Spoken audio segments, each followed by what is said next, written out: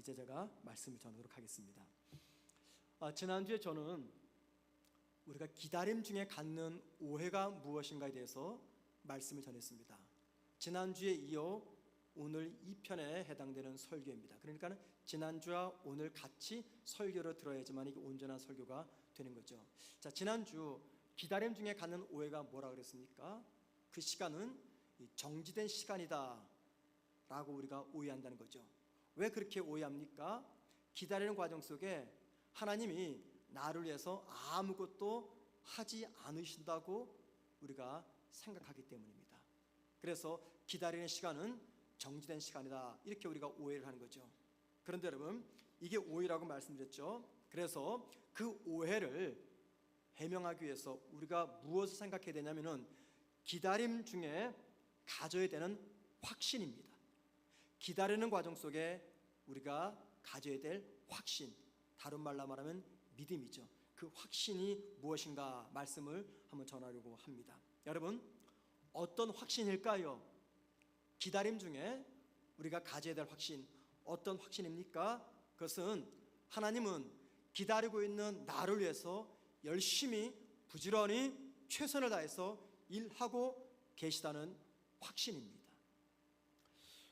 저희 자녀들이 아주 어릴 때였어요. 2살 터울이라 누나하고 동생이 싸웠습니다. 뭐 때문에 싸웠는지 제가 정확히 기억은 안 나요. 아마 두 아이들이 뭐 6살, 5살, 4살 이때쯤 될 겁니다. 그 제가 자를 가지고 손바닥을 때렸어요. 때리고 이제 벌러서 손을 들고 앉아 무릎 꿇고 손 들라고 제가 이렇게 벌을 내렸어요. 그러니까 딸 아이가 눈물을 뚝뚝 흘리면서 저한테 무슨 말 하냐면 전도사가 사람을 때린다 그러고 있어요.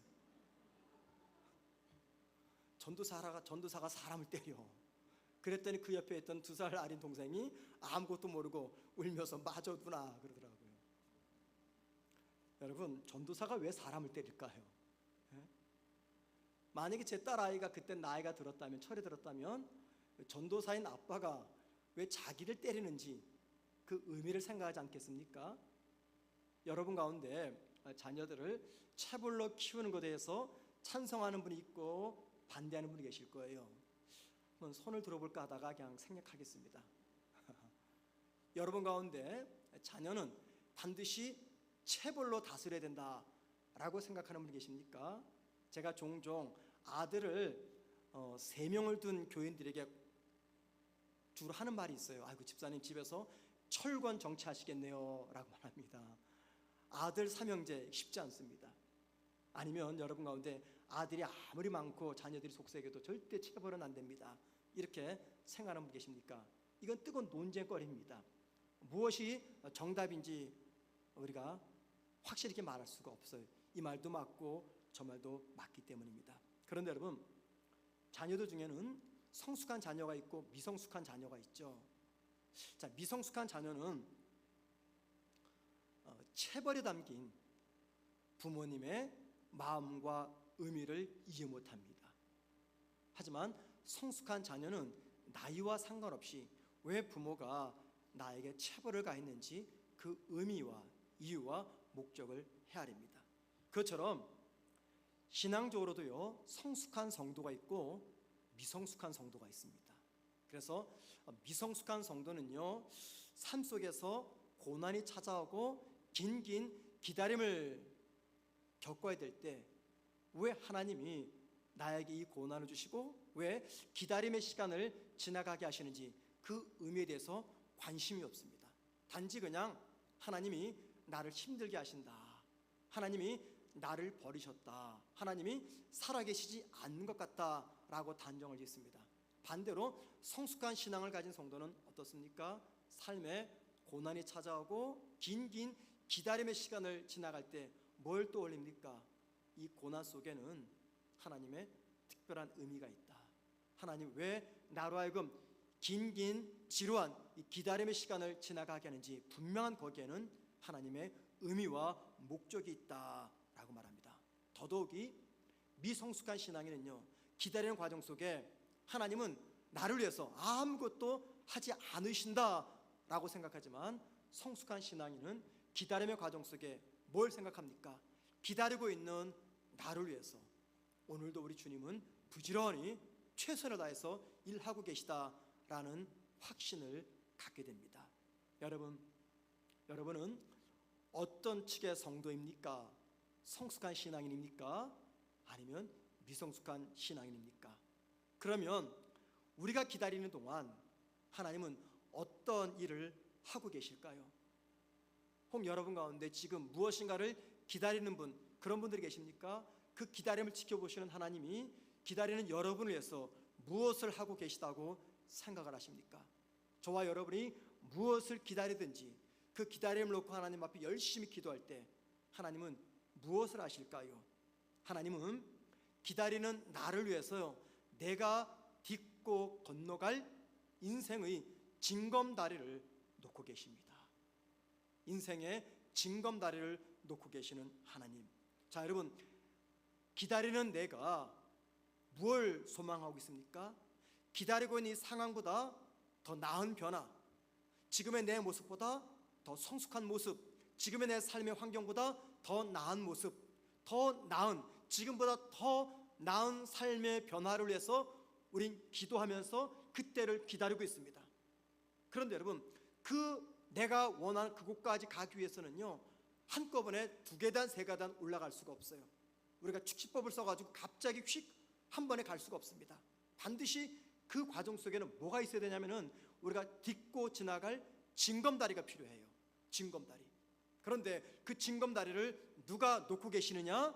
하나님이 만들고 계세요. 그 과정 속에 저와 여러분을 하나님은 기다리게 하신다는 겁니다. 바울은 예루살렘에서 이제 복음을 전하다가 유대인에게 붙잡혔어요. 그리고 그 유대인은 이제 로마 총독에게 바울을 고소고발합니다. 그래가지고 죄수의 신분으로 바울이 2년 동안 감옥에 갇히게 됩니다. 여러분, 2년간 이 바울이 감옥에 갇혔어요. 이게 말이 됩니까? 바울 입장으로서는 복음으로 똘똘 뭉친 이 바울이 2년간 아무것도 하지 못한 채 감옥에 갇혀 있습니다. 바울은 언제쯤 끝날지 모르는 이 감옥 생활의 그 끝을 기다리고 있었던 것이죠. 그런데 여러분, 하나님은 바울이 2년간 감옥에서 기다렸던 그 시간 동안 뭘 하셨을까요? 그냥 두 손 다 놓고 2년 동안 감옥에 있는 바울을 지켜만 보고 계셨을까요? 아닙니다. 바울이 있는 그 2년 동안 하나님은 부지런히 열심히 바울을 위해서 그 다음 단계에 나아가도록 징검다리를 만들고 계셨어요. 자, 오늘 본문은 그 징검다리가 무엇인가를 우리에게 보여줍니다. 유대인들은 이제 바울을 고소해서 로마 총독에게 끌고 갑니다. 처음에는 그 총독의 이름이 벨릭스였어요. 벨릭스가 바울을 받아들입니다. 자, 그러고 나서 시간이 지난 다음에 벨릭스는 본국 로마로 소환되고 그 후임자로서 오늘 본문에 나오는 베스도 총독이 부임을 합니다. 자, 베스도가 때가 되어서 이 바울을 재판하려고 하니까는 바울은 로마 시민권자였어요. 로마 시민권자는 본인이 원하면 로마 황제 앞에 가서 재판을 받을 특권이 있었습니다. 자, 그래서 로마 시민권을 가진 사람이 나는 로마 황제 앞에 가서 재판받겠습니다 라고 말하면 그 누구도 이걸 막을 수 없어요. 그래서 베스도 총독도 이 바울을 자기가 재판하지 않고 로마 황제에게 보내야 됩니다. 그런데 이 베스도에게 고민이 생겼어요. 그 뭐냐면 바울을 신문해 보니까 바울에게는 아무런 죄가 없는 거예요. 이게 무죄입니다. 그래서 바울을 풀어줄 수가 있어요. 그런데 바울이 뭐라고 말했습니까? 난 싫다. 난 로마 황제 앞에 가서 재판받겠다 말을 했거든요. 그러니까는 본인이 황제 앞에 가겠다고 말했으니까 너 무죄니까 나가, 내줄 수가 없는 거예요. 로마 시민권자니까. 그런데 이것이 베스도에게는 고민입니다.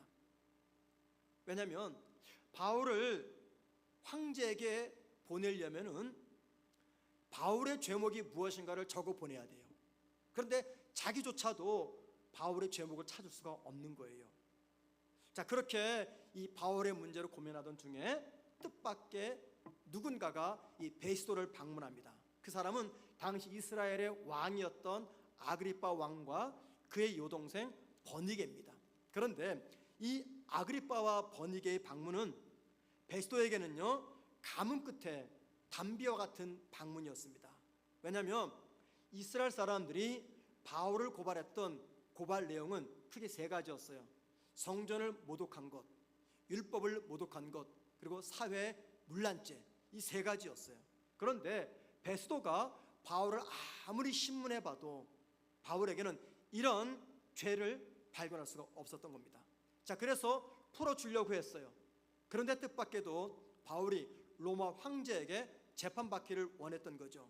자, 만약에 바울의 요구대로 바울을 로마 황제로 보내면요, 황제가 이 바울을 재판하면서 신문하면서 조사할 겁니다.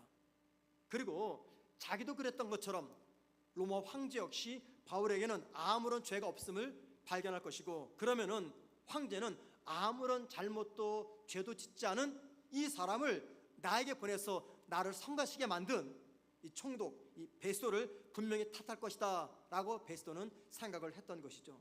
따라서 바울을 황제에게 보내려면은 확실한 고속거래를 찾아내야 됩니다. 자, 이렇게 고민하던 차에 마치 누가 방문했냐면 아그리빠 왕과 그의 동생 버니게가 그를 방문한 겁니다. 당시 로마는요, 헤롯 대왕이 죽은 다음에, 헤롯 대왕은 2살 이하 남자를 죽인 왕입니다. 헤롯 대왕이 죽은 다음에 이스라엘을 3등분 나눴어요. 그래서 자기 말을 잘 듣는 사람들에게 왕을 맡겼습니다. 그러니까 그 당시 이스라엘은 3명의 왕이 있었던 거죠. 그래서 우리가 그걸 분봉왕이라고 말합니다. 3명의 왕인데 그 중에 하나가 이 버니게 이 총독을 방문한 아그리빠 왕이었습니다. 자, 아그리빠 왕은 로마 황제와 굉장히 친분이 두터웠어요. 그리고 아그리빠 왕은 그 누구보다도 유대인의 종교와 문화에 관해서 아주 박식한 사람이었습니다. 자, 로마 황제가 이스라엘을 통치할 때 궁금한 점이 있으면 언제나 이 아그리빠 왕을 불러가지고 궁금한 점을 물어볼 정도로, 자문을 구할 정도로 황제와 아그리빠는 굉장히 친했습니다.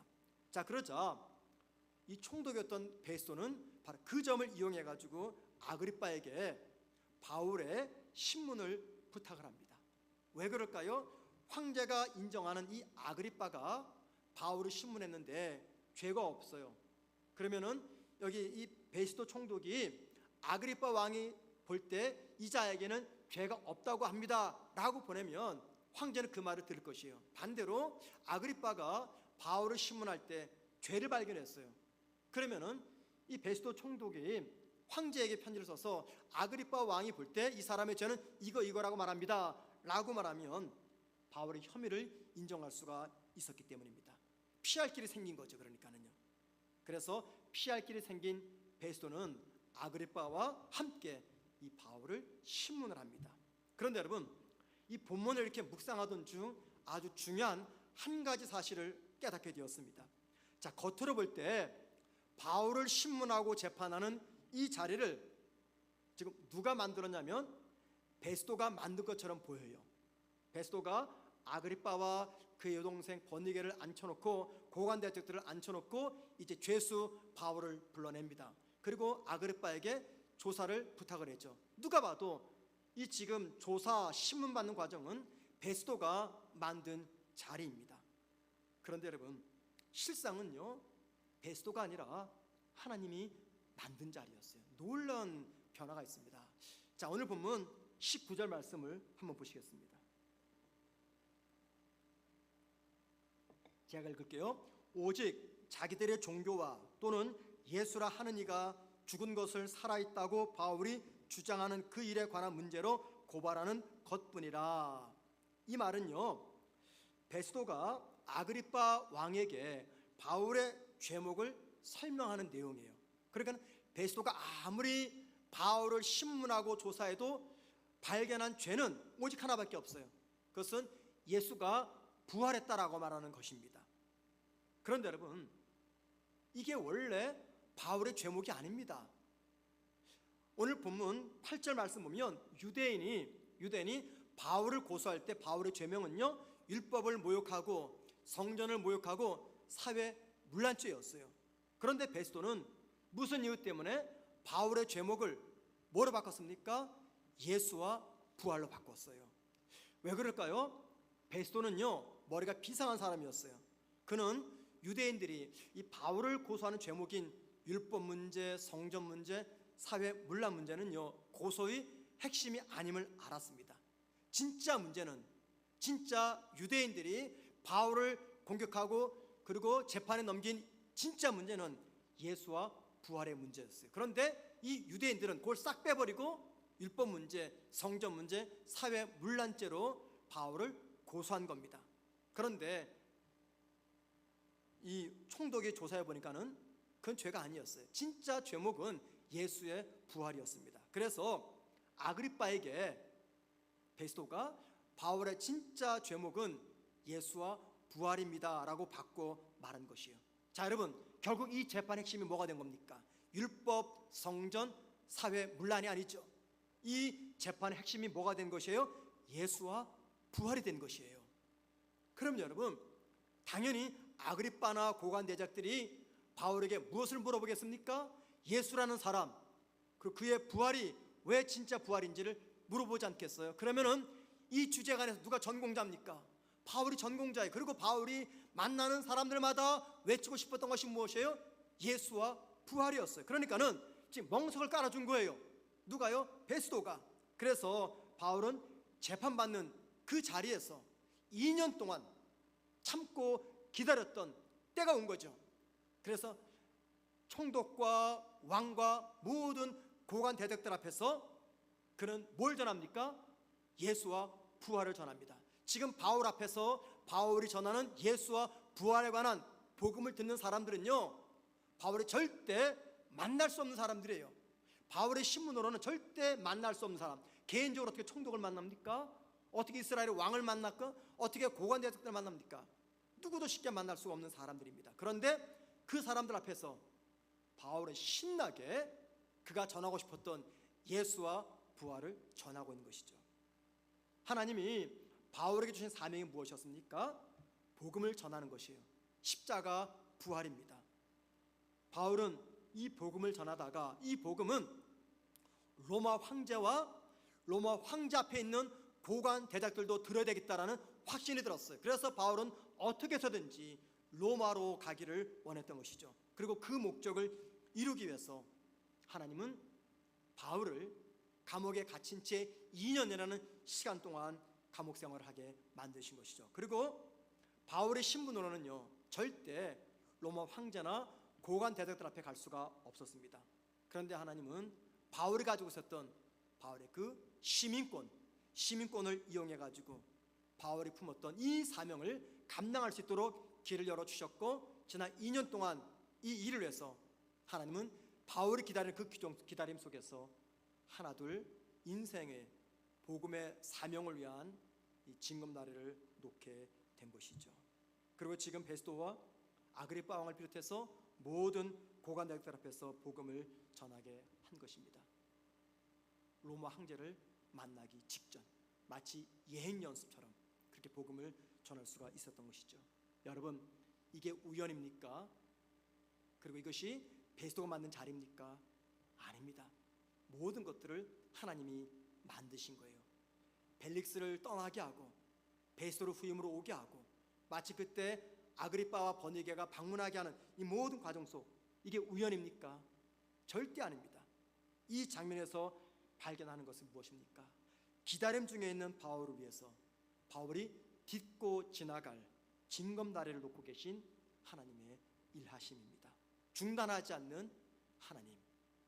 자, 여러분, 이 말씀이 우리 모두에게 깨달음의 은혜 주시기를 간절히 소망합니다.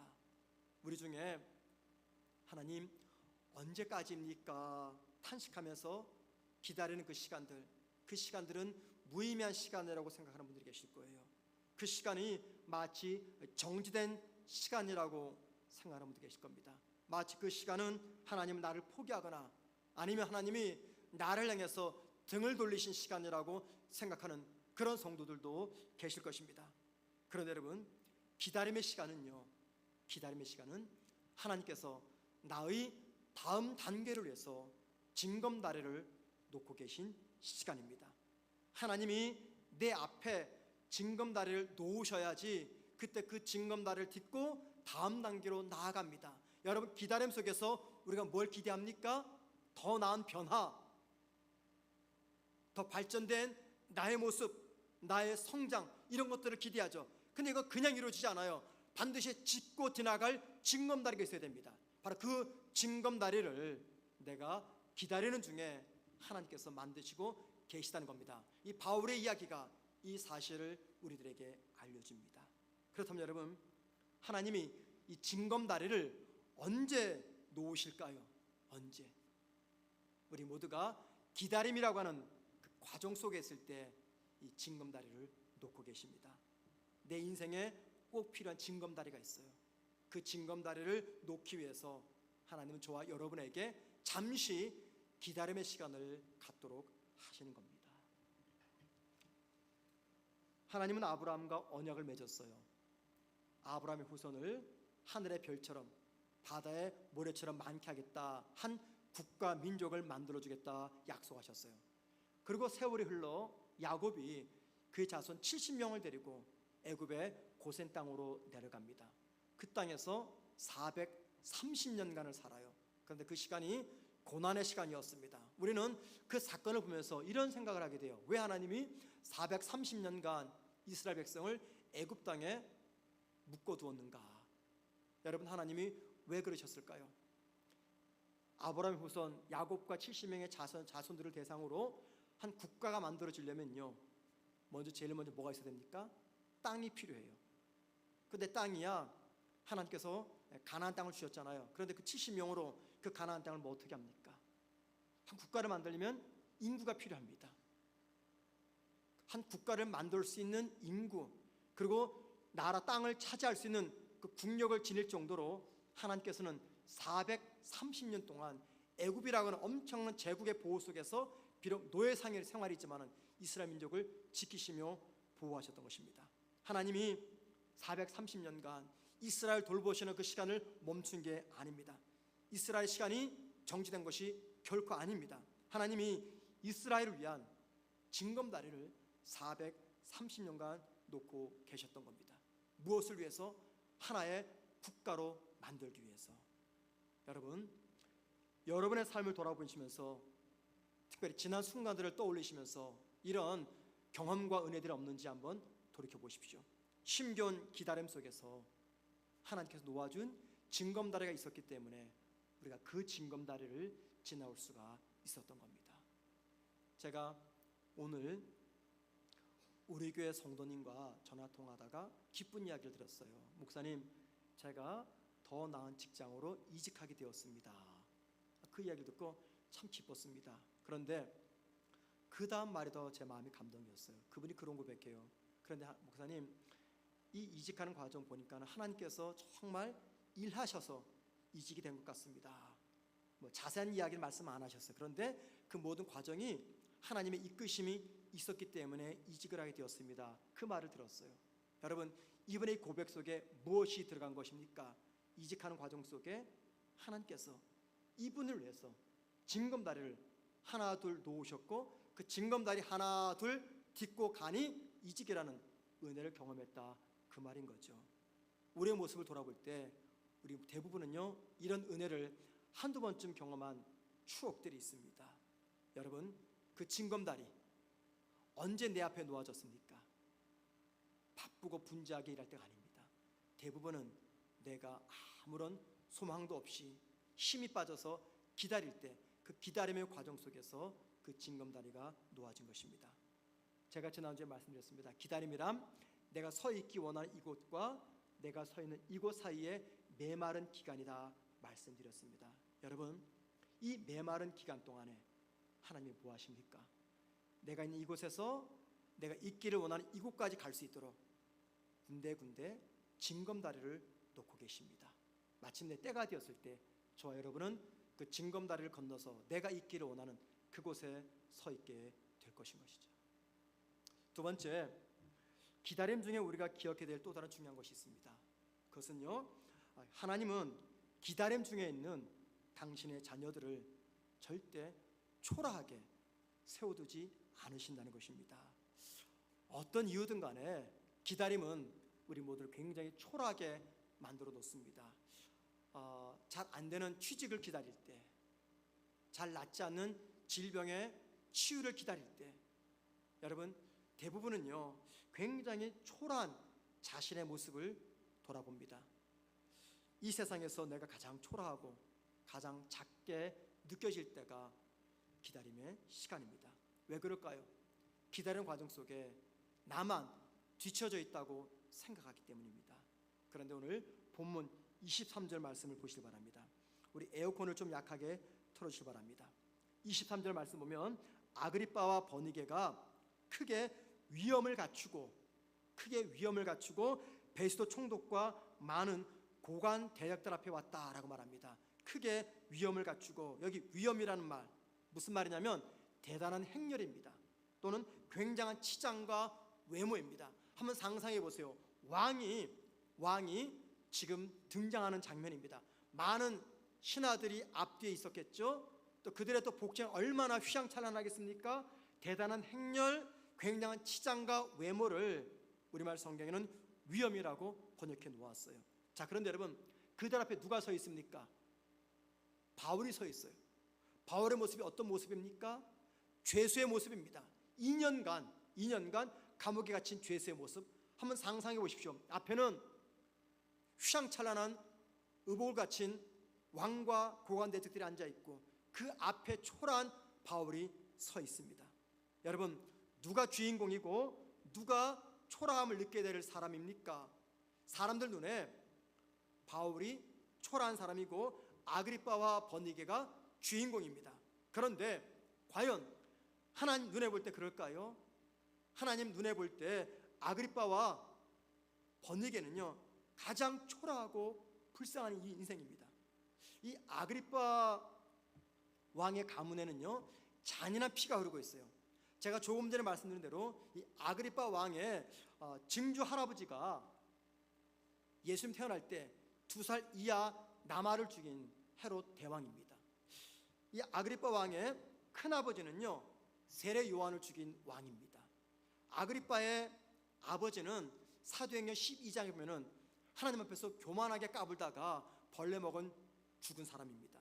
아그리빠 역시 자기 왕권을 지키기 위해서 아내도 죽이고 자식도 죽였던 잔인한 왕입니다. 자, 그의 동생 버니게는 어떤 여자일까요? 남편이 죽습니다. 죽자 권력을 얻기 위해서 왕이었던 삼촌에게 시집을 갑니다. 이 삼촌이 3년 만에 죽어요. 그러니까는 오빠였던 아그리빠에게 와가지고 15년 동안 오빠 곁에 사는데 살면서 두 사람 사이에 근친 상관의 관계가 벌어집니다. 그게 발각이 돼요. 그래가지고 오빠를 떠나서 그 뒤에 재혼을 합니다. 재혼을 하지만 곧 이어서 이혼을 하게 되고 로마로 갑니다. 로마에 가서 로마의 황실과 결혼하기 위해서 노력하지만 유대인이라는 이유 때문에 거절을 당합니다. 권력에 줄을 대기 위해서 이 남자 저 남자와 애정 행각을 벌였던 불쌍하고 초라한 사람, 그게 바로 버니게였습니다. 겉으로 볼 때 두 사람은 화려합니다. 모두가 다 부러워하고 있는 사람입니다. 그런데 하나님 보실 때 두 사람은 영적으로 가장 초라하고 가장 가난한 사람들이었어요. 하지만 바울은 어떤 사람입니까? 죄수의 몸입니다. 그런데 지금 이 순간 어떤 일이 벌어지고 있어요? 가장 초라한 죄수 앞에서 많은 사람들이 앉아서 이 죄수의 말을 듣고 있습니다. 죄수를 주목하고 있어요. 바울이 뭐라고 말합니까? 바울은 베스도를 비롯한 그곳에 있는 모든 사람들이 자신처럼 되기를 바란다라고 이야기합니다. 죄인이 자신처럼 되기를 바란다고 말하고 있어요. 총독을 향해서. 하나님은 바울을 초라한 환경 속에서 가장 큰 사람으로 바꿔주셨습니다. 바로 이것이 당신의 자녀를 향한 하나님의 사랑입니다. 여러분, 우리 모두가 모든 것을 다 가져도 어느 순간 자신이 초라한 인생임을 느낄 때가 있어요. 그때가 언제일까요? 내가 모든 걸 다 가졌는데 어느 순간 갑자기 내가 초라한 인생으로 느껴집니다. 그때가 언제일까요?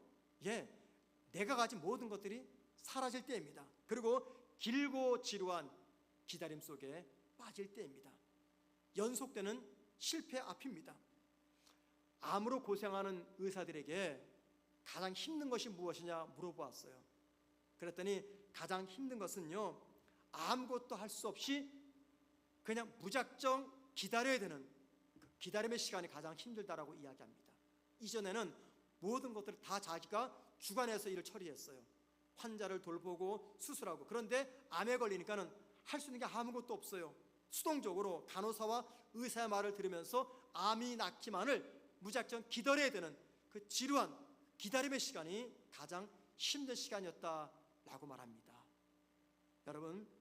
여러분들 중 살면서 본인 스스로 초라한 인생임을 느껴본 적이 있으십니까? 내가 참 초라하게 느껴지고 내가 작게 느껴지고 그럴 때가 있었습니까? 본인이 초라하고 작다고 느껴질 때 어떤 반응을 보입니까? 대부분은요, 외부에 차단을 해버려요. 대화를 끊습니다. 조용히 숨어 지냅니다. 스스로 고통의 늪으로 빠져들어갑니다. 왜요? 스스로 초라하다고 생각을 하기 때문이죠. 제 후배 목사가 있습니다. 모임에 잘 나왔는데 어느 순간 모임에 나오지 않고 있어요. 이유가 있습니다. 목회를 잘하다가 무슨 이유 때문에 목회를 그만두고 지금은 한 가정과 가정집에서 예배를 드리고 목회를 하고 있어요. 그러니까는 이 모임엔 못 나오는 거죠. 스스로 초라하다고 생각을 하기 때문에. 많은 사람들이 그렇습니다. 그런데 여러분, 기억하셔야 돼요. 하나님은 그런 상황에 있는 저와 여러분이 그 상황 속에서 벗어나기를 원하십니다. 내가 볼 때, 남들이 나를 볼 때 내가 초라하다 생각되는 그 순간 모든 소통에 벽을 쌓고 외부와 단절하고 조용히 숨어 지내면서 스스로 고통의 늪으로 빠져나가는 그 삶에서 벗어나기를 원하십니다. 결코 초라한 인생이 아니라 하나님의 소중한 인생임을 깨닫기를 원하십니다. 나의 상황과 관계없이 하나님 보시기에 기다림 속에 있는 저와 여러분은 그 누구보다도 가장 소중한 자녀인 것입니다. 나 스스로 생각을 합니다. 참 초라하다, 형편없는 인생이다, 혹은 다른 사람이 나를 향해서 그렇게 말합니다. 그런데 하나님은 그런 나를 향해서 이렇게 말씀하십니다. 너는 나의 전부란다. 너는 나의 기쁨이란다. 그리고는 하나님은 기다림 속에 있는 나를 위해서 내가 딛고 지나갈 인생의 징검다리를 만들고 계십니다. 무언가를 기다리는 그 기다림의 시간은요, 우리를 불안하게 하고 우리를 초라하게 만듭니다. 긴 기다림 중에 우리는 이렇게 생각합니다. 이 많은 사람들 중에 내가 존재하며 산다는 것이 도대체 무슨 의미인가? 특별히 고난과 아픔 중에 무엇인가를 기다릴 때 이 세상 사람들 중에서 내가 가장 불행한 인생이라고 스스로 초라하게 생각합니다. 그런데 여러분, 하나님은 내가 어떤 상황에 놓여 있든지 나라고 하는 존재 자체를 소중하게 생각하십니다. 그리고 그런 나를 향해서 이렇게 말씀하세요. 너는 나의 기쁨이요, 너는 나의 전부란다. 하나님은 저와 여러분이 어두운 터널의 끝을 기다리고 있는 그 기다림 중에 뒷짐지고 구경만 하시고 계시지 않습니다. 내가 딛고 건너갈 징검다리를 지금도 만들고 계십니다. 성도 여러분, 어떤 기다림 속에 있습니까? 그 끝이 보이지 않습니까? 답답하십니까? 소망이 보이지 않습니까? 하나님이 나를 위해서 아무것도 하지 않는다고 느껴지십니까? 아니요. 하나님은 그 시간에 내가 딛고 지나갈 징검다리를 만들고 계십니다. 그리고 하나님의 때가 되었을 때 놀라운 기적, 마치 홍해가 갈라지는 기적처럼 그 징검다리가 내 앞에 놓이게 될 것이고 우리는 기쁨으로 그 다리를 건너가게 될 것입니다. 우리의 시간이 아닌 주님의 시간에 저와 여러분의 삶, 특별히 긴 고통 속에 기다리고 있는 저와 여러분의 삶을 가장 복되며 아름답게 만드실 것입니다. 그 지루하고 힘든 기다림의 시간을 지나가는 동안 여전히 주님은 우리에게 말씀하십니다. 너는 나의 기쁨이며 나의 가장 소중한 존재란다. 이 말씀을 꼭 마음에 새기면서 지금도 나를 위해서 징검다리를 만들고 계신 그 주님을 바라봄으로 기다림의 시간을 믿음과 소망과 확신 가운데 안전하게 무사히 잘 지나가시기를 주님의 이름으로 축원을 드립니다. 자, 우리 함께